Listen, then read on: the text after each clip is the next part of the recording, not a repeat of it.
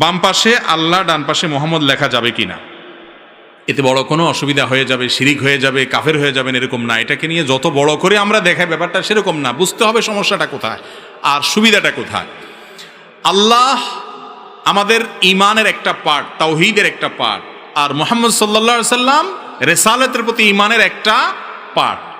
এই হিসেবে যদি ইন্ডিকেট করে কেউ বুঝায় লেখে যে আশহাদু আল্লা ইলাহা ইল্লাল্লাহ আশহাদু মুহাম্মাদুর রাসূলুল্লাহ কালিমা শাহাদাতের দুইটা পার্টের খোলাসা, তাহলে এটা লিখতে পারে ওই উদ্দেশ্যে, ওই চিন্তা থেকে লিখলে। কিন্তু আল্লাহ এর পাশাপাশি রাসূল আকরাম সাল্লাল্লাহু আলাইহি সাল্লামের নামকে যদি এমনভাবে উল্লেখ করা হয় যেন আল্লাহ এবং রাসূল নাউজুবিল্লাহ দুইজন মিলে এক সত্তা, কাছাকাছি সত্তা, একজন আরেকজনের পরিপূরক, বা এই টাইপের, আল্লাহ মাফ করুক, যদি মনে করে কেউ লেখে, ওই চিন্তা লিখলে সেই লেখা জায়েজ হবে না।